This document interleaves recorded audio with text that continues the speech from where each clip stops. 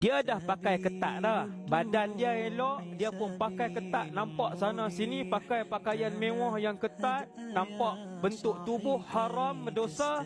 Dia tayang pula kat orang ramai. Disebabkan dia duk buat live, disebabkan dia duk tayang, disebabkan dia up video dia pakai ketat tu dalam Facebook, dalam YouTube. Orang pakai tengok, pakai nak tiru dosa dan maksiat yang dia buat. Banyak ni, bukan seorang dua ni.